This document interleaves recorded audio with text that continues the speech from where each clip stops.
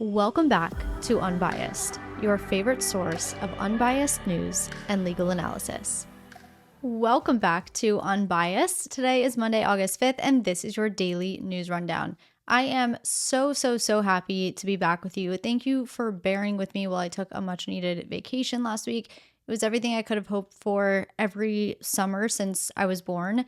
I spend time with my family in a place that's very near and dear to my heart, and that's where I was. So thank you again. I'm back. I feel refreshed. I'm excited, and I hope you are too. As far as what you can expect in today's episode, because Mondays are always a little bit slower, I figured we could use some of the time in this episode to just recap some stories that I wasn't able to cover while I was gone. So I'll first, cover some top stories. I don't necessarily want to say in order of how important they are, but just some of the bigger stories from last week. Play a little catch up, if you will, and then we'll get into our usual daily news rundown. So without further ado, let's get into today's stories. Starting off with Trump's FEC complaint. And by the way, I should have also said each of these stories will be a fairly brief recap. Nothing crazy because we have a lot to get through, both, with the recap and today's stories as well. So we'll keep these relatively short. But Trump filed an FEC complaint last week over the attempted transfer of funds from the Biden for President Committee to the newly created Harris for President Committee. Essentially, once Biden dropped out of the race, his campaign committee filed the requisite paperwork with the FEC to change its registration from Biden for President to Harris for President. Along with that, Biden's committee sought to transfer roughly $90 million of its funds to this newly created committee for Harris. But Trump says that's not allowed. Now, to be clear, current FEC regulations and federal law do not address this issue. And what that means, similar to how we see the Supreme Court justices interpret federal law and the Constitution, the FEC commissioners will be tasked with, quote unquote, interpreting the FEC regulations and relevant law to determine whether this type of fund transfer is permissible. So we don't have a direct yes or no answer for when a presumptive but not yet official presidential nominee transfers funds to his running mate, the presumptive but not yet official vice presidential nominee who becomes the new presidential nominee. It's quite a complex situation. The question that the FEC commissioners will really have to ask is, was this a campaign contribution? Because campaign contributions are capped under the Federal Election Campaign Act of 1971. But what if it's not a campaign contribution? These are two people, Biden and Harris, who are running together on the same ticket. If they're part of the same campaign, then is it really considered a campaign contribution and therefore capped? Maybe it is because now it's a different ticket entirely, but maybe it's not because they ran on the same ticket at one time. There are a lot of questions that the FEC commissioners have to answer. But the thing with FEC complaints is that they can take years to resolve. So it's very possible, and I would say almost certain, that this doesn't get resolved before the election. And as another sort of note, FEC matters are confidential until the point of resolution. So what that means for us is we won't know the details of this matter until this is resolved. Now, the commission is made up of 6 commissioners. They're appointed by the president and confirmed by the Senate, and no more than 3 can be from the same political party. So currently, there are 3 Republican commissioners and 3 Democratic commissioners. These 6 commissioners will get together and determine whether the Biden for President Committee violated any FEC laws or regulations. If they answer this question in the affirmative, the penalties range from just, a letter just basically saying, hey, don't forget, you have to comply with these laws, to monetary fines and penalties. In this case, more likely than not, it would be a monetary penalty if a violation was found. If there's no violation, obviously this is a moot issue. There are no penalties issued, and we would just simply have a better understanding of the relevant law. Moving on, and on a related note, the Democratic National Committee chair said Friday that Vice President Kamala Harris has secured enough votes from the delegates to become the official Democratic presidential nominee. The announcement came as the virtual roll call was taking place last week, but she had received enough votes after the first day and a half of voting to secure that nomination. You may remember I mentioned a couple of weeks ago that the Democratic National Committee was planning this virtual roll call for President Biden when he was still in the race. And that was an attempt to name him as the official Democratic nominee ahead of the August Democratic Convention because certain state ballot deadlines were approaching. Once Biden dropped out, though, it was initially up in the air whether the committee was going to go ahead with this virtual roll call, but they ended up doing so. That roll call began this past Thursday morning, and it'll officially conclude at 6 p.m. Eastern Time tonight. So right after this episode goes live. Tonight, once that roll call concludes, Harris will be announced as the official Democratic presidential nominee. She'll accept her nomination at some point thereafter and announce her running mate, which, according to sources, is down to either Governor Tim Walz of Minnesota, Governor Josh Shapiro of Pennsylvania, or Senator Mark Kelly of Arizona. I believe she said she's making that announcement tomorrow, Tuesday, but we'll see. Now, you may be wondering, what's the point of the upcoming DNC if, she's already the nominee? Is the DNC still happening? Yes, the convention will still go forward as planned. And at the convention, the delegates will hold sort of a ceremonial and confirmatory vote in person. But Harris will have already accepted the nomination by then. So it's definitely a little different than we're used to. But remember, each party makes their own rules, so they're able to conduct these processes however they wish, so long as the committee votes on these rule changes. In some other news from last week, the director of Project 2025, Paul Dans, has stepped down and left the Heritage Foundation. As we've discussed before, Paul Dans previously served in the Trump administration as chief of staff at the Office of Personnel Management, but more recently served as director of Project 2025, which has been a big source of controversy over the last 6 months or so. And as an aside, if you want to know more about Project 2025 specifically, what it's all about, essentially everything you need to know about it, go ahead and listen to my July 9th and 10th episodes. The July 9th episode is basically an explainer episode, and then the July 10th episode is a follow-up Q&A. But for purposes of this story, for the sake of not repeating myself, I'm simply going to focus on Dans actually stepping down and what that means for the project.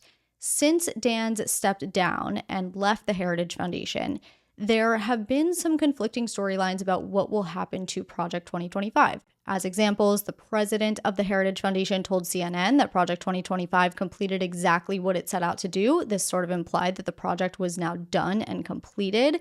A spokesperson for the foundation, though, said that despite Dan's exit, work will still continue on the current phase of Project 2025, which is the search for employees for a possible Trump administration. Another source said Project 2025 would effectively be ending its policy operations with the departure of Dans. So we don't really know what's going to happen from here. But again, for the sake of clarity, Project 2025 is a roadmap for a potential 2025 Trump administration, which Trump has tried to distance himself from. And what it would do is effectively overhaul the executive branch with the end goal of making the government and the country more in line with conservative ideals. The Heritage Foundation has been creating these quote-unquote roadmaps since the 80s, and they've always carried the same goal, which is to promote a more conservative country. But again, I do highly recommend listening to the July 9th and 10th episodes because you'll be a lot more informed as to what Project 2025 is and who is behind it. Moving on to the 9/11 plea deal. On July 31st, 3 of 5 9/11 defendants entered into a plea deal with the government that would allow them to avoid the death penalty and instead serve life without parole in exchange for a guilty plea. This plea deal was approved by a retired brigadier general who was overseeing the case, but then just a few days later, just a couple of days ago, Defense Secretary Lloyd Austin wrote a letter to the general not only revoking the plea deal, but also withdrawing her authority in the case and taking responsibility himself. This revocation places the death penalty back on the table for all 3 defendants. The other 2 defendants did not participate in this trial agreement, which means they're being dealt with separately. Now, here's the thing. It has been 23 years since September 11th, 2001. These defendants still have not stood trial. That's why we're still here talking about plea deals, because a trial hasn't even taken place. Why? Well, for one, these cases are being handled by the military tribunal at Guantanamo, which doesn't necessarily work as efficiently as courts here in the States. But in addition to that, these cases have been held up for years, over concerns of the admissibility of evidence, specifically evidence which was gathered through torture methods when these defendants were previously being held at CIA black sites. So the long debate has been, can this evidence be admitted at trial, or would admission of this evidence be impermissible? Because as you know, we have rules of admissibility when it comes to evidence. The White House did say it played no role in the plea agreement that was previously reached, and that it was solely worked out by military prosecutors. One final note that I would like to make is that even if these defendants were sentenced to death, federal executions are way behind schedule. The federal government actually hasn't put anyone to death since 2021. So even if there is eventually a trial for these defendants and they are sentenced to death, when they would actually be put to death is very much up in the air. But speaking of prisoners, let's switch gears a little bit and quickly talk about the largest post-Soviet prisoner swap between Russia and the United States. This swap required the cooperation of not only Russia and the United States, but also Norway, Germany, and Slovenia. In total, 24 prisoners were released, 8 of those coming from the United States, Norway, Germany, and Slovenia, and 16 coming from Russia and Belarus. The prisoners released by the countries on the United States side of the deal were all Russian. Those released by Russia and Belarus were either American, German, Russian, or dual citizens.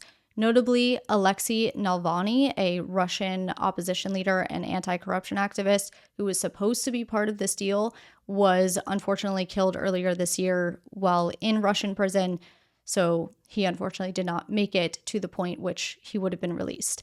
And as the final story from the last week, President Biden announced a 3-pronged proposal calling for 18-year term limits for Supreme Court justices, an enforceable code of ethics, and a constitutional amendment to counteract the Supreme Court's recent presidential immunity decision. If you want a bit of backstory on this, check out my July 17th episode when I first reported on this news. It was, in talks that he was going to propose this sort of thing, but now we have more details. The first reform laid out in President Biden's plan is the No One is Above the Law amendment. This constitutional amendment would clarify that the Constitution does not offer any sort of immunity from federal criminal indictment, trial, conviction, or sentencing just because someone previously served as president. Constitutional amendments are incredibly difficult to pass, which I also discussed in that July 17th episode. So is a constitutional amendment likely? Probably not, but time will tell. We'll see what happens with that. The second reform is term limits. Biden says that just like presidents have term limits, so should justices, and he supports a system in which justices are limited to 18 active years of service on the bench. These limits would have to be passed by Congress to be enforceable. And the third and final reform is the Code of Conduct. President Biden says Congress should pass binding, enforceable conduct and ethics rules that require justices to disclose gifts, refrain from public political activity, and recuse themselves from cases in which they or their spouses have financial or other conflicts of interest. And again, you can learn more about the current code of conduct for the justices in that July 17th episode and sort of compare and contrast as to how Biden's proposal differs. That concludes the recap portion of this episode. We can now move on to today's stories, which I really only have one main story for you and then a few quick hitters. So the main story is that it wasn't a good day for the stock market today. At the market's open, the Dow dropped 2.1%, the Nasdaq dropped 2.7%, and the S&P 500 dropped 2.3%. Now, to put these numbers into perspective, the worst United States stock market crash in history was on October 19th, 1987, a day called Black Monday. And on that day, the Dow fell 22.6% in a single session. The S&P dropped 20.3%. A 2% drop like we're seeing today is bad. It's not good. Obviously, though, nowhere near what happened in 1987. The second worst decline in history was in March 2020. The Dow dropped 12.9% and the S&P 500 dropped 12%. So these events in history can help you gain perspective on what we're seeing today. But why? What is the reason for the sell-off today? Well, for one, investors are worried that the state of the economy is worse than previously thought. And this is because Friday's job report showed that employers only hired 114,000 workers in July, which was well below economists' expectations of 185,000, and the unemployment rate rose to 4.5%, which is the highest level since October 2021 and nearly a percentage point higher than it was at the start of the year. On the coattails of these reports, Goldman Sachs economists just yesterday raised the possibility of a US recession in the next year from 15% to 25%. Now, playing into the sphere of recession is something called the Somm rule, created by an American economist named Claudia Somm, who worked at the Fed for years. Under the Somm rule, whenever the unemployment rate as a 3-month average rises 0.5 percentage points from the lowest point in the last 12 months, the economy is in the early signs of a recession. Now, also worth noting alongside that rule is that many economists also say that given the pandemic and the after effects of the pandemic, these rules, such as the Somm rule, are essentially useless. However, it's still something that people and economists are still going to consider and take into account. But outside of the economy, another reason for today's sell-off is fear from investors that tech stocks may have been driven too high this year on hopes that AI would create this new wave of profitable technologies. Investors are now realizing that AI profits are much more distant than originally thought. But it's worth noting that it's not just the United States dealing with a market sell-off. This is actually more of a global sell-off, however, centered around United States recession fears. So Japan's Nikkei 225 fell 12% today. That is its worst day since the 1987 Black Monday crash. And Europe's Stoxx 600 was off by 2.4%. The final number I'll give you is something called the SIBO Volatility Index, or the VIX, which is used to measure the level of fear in the market. That was trading at a high of 55 today. That is the highest level since the early days of the pandemic in 2020. And outside of the pandemic, the last time it hit that level was the Great Recession of 2008. By noon today, the VIX was down to 34, definitely still high, but not as high as 55. So what does all of this mean? Let me sum it up for you without all of these numbers, because if you're not well versed in the market, these numbers can be a bit confusing. What's happening is investors in the market are worried that the US economy is slowing down faster than they expected. If the economy slows down too much too fast, it enters a recession. So these investors are getting out of risky investments. That includes not only the stock market, but also cryptocurrencies. Instead, when investors are fearful like this, they turn to less risky investments like treasury bills and bonds. But when investors sell off their stocks, it causes the market to drop and therefore negatively impacts those investing in the market that are holding out and not selling off. The reason it matters to you as a presumed non-investor is because when the stock market drops like this, it can in turn affect consumer spending, which accounts for 2/3 of the economy, and can therefore push us closer to a possible recession. It's also an indicator, not in a one-day span, but over time, an indicator of the economy. One good thing that may come from today's market action is that the Fed will likely now make its first interest rate cut next month, and maybe even a bigger rate cut than anticipated.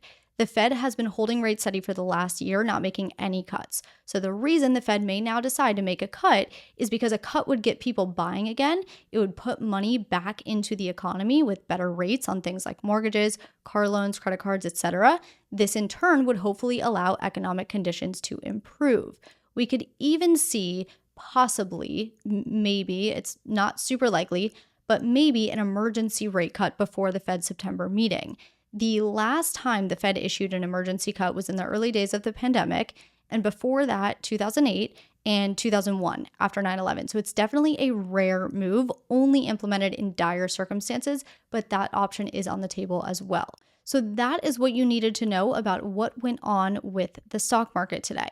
Let's finish with a few quick hitters from today. The first being that Elon Musk has refiled his lawsuit against OpenAI and its CEO, Sam Altman. Musk, who was once an OpenAI board member with Altman, originally filed a lawsuit in February, accusing the company of putting profits and commercial interests ahead of the public good. OpenAI sought to get the lawsuit dismissed, and just one day before the June hearing on the request for dismissal, Musk withdrew the lawsuit without explanation. This morning, Musk refiled that lawsuit, making the same arguments. The difference is that this morning's lawsuit was filed in federal court, whereas the February lawsuit was filed in state court. And staying on the topic of Elon Musk, but switching gears a little bit, 5 states have written Musk a letter asking him to fix X's AI chatbot named Grok.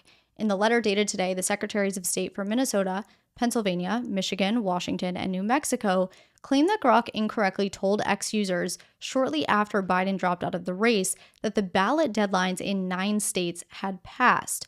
Those states were Alabama, Indiana, Michigan, Minnesota, Washington, New Mexico, Ohio, Pennsylvania, and Texas.